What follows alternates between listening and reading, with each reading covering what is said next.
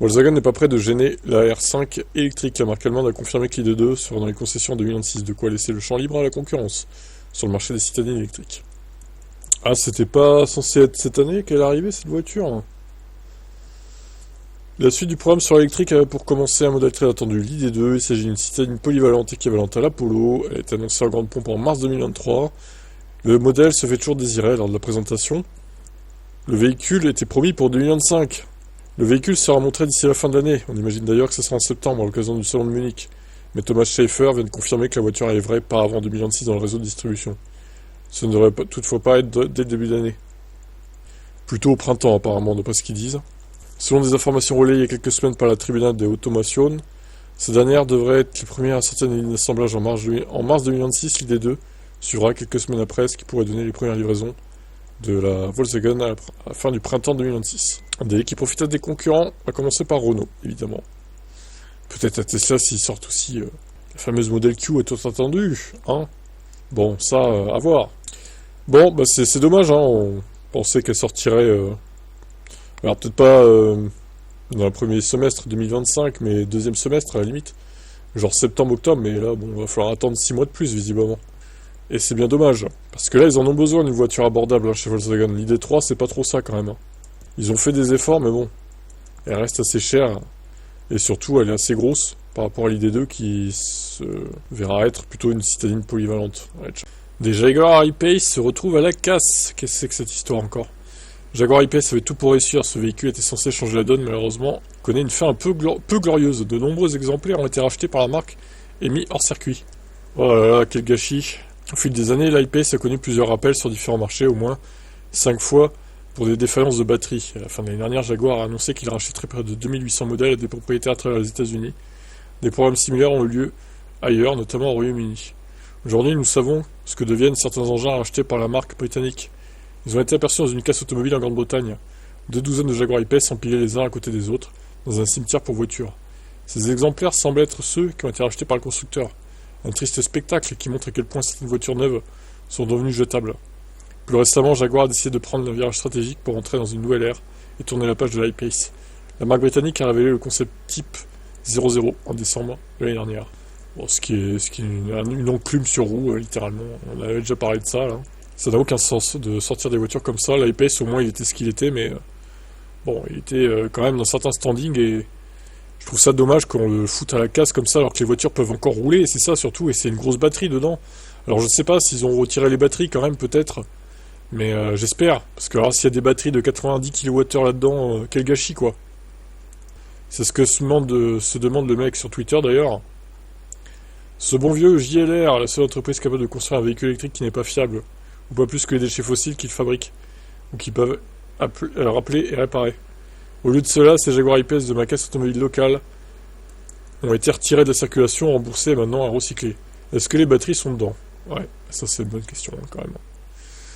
Voilà, bah ça encore une fois, ça nuit aux images du véhicule électrique, hein, clairement. Ça montre que c'est des véhicules jetables et dont la durée de vie est pas grande alors que c'est fou en fait. Mais bon, là c'est encore une fois problématique pour l'image des vieux, je trouve. Ciao. Les tarifs de la DS numéro 8 pour la France, on avait vu ceux de la Belgique. Bon, voyons si c'est si différent.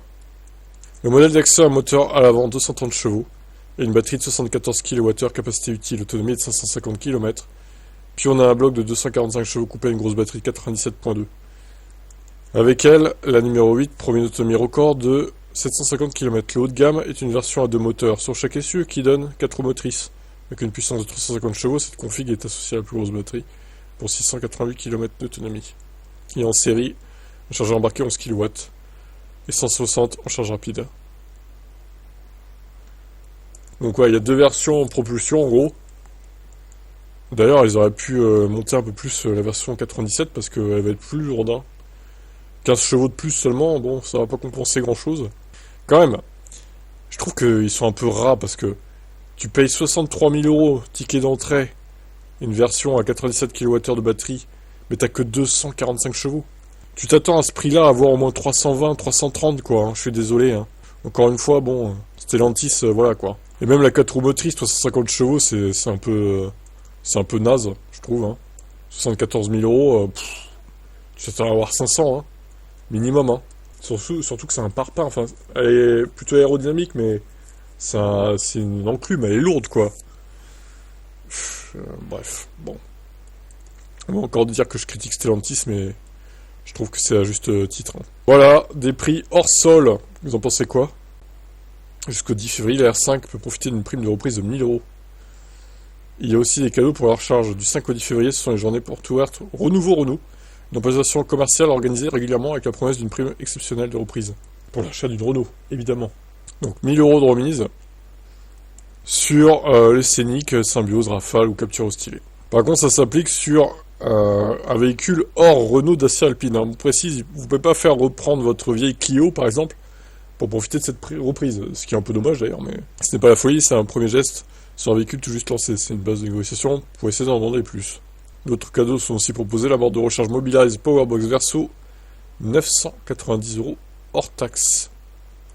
Et Renault promet aussi un an de recharge offerte dans le cas d'une réduction du prix de l'électricité qui compense la consommation de la voiture pour toute nouvelle souscription au contrat d'électricité Mobilize Power.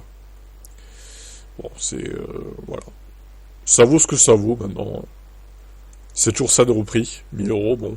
C'est mieux que rien, va-t-on dire, hein. Alors on a enfin une date pour la Ferrari électrique. Ça sera en octobre qu'elle sera présentée.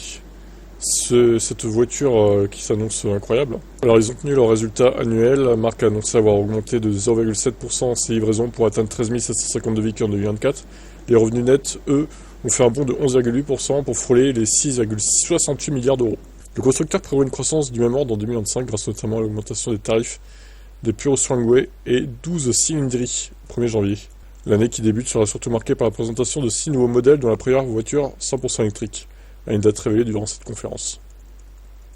Rendez-vous à l'automne. 2025 sera une grande occasion de se rassembler ici à Maranello le 9 octobre pour le lancement de la Ferrari entièrement électrique et partager avec vous ce que nous envisageons pour l'avenir, a déclaré Benedetto Vigna, directeur général de Ferrari, lors de la session des questions-réponses qui a suivi la présentation. L'auto sera ainsi dévoilée dans le prochain Capital Market Day de l'entreprise, conférence dédiée aux investisseurs.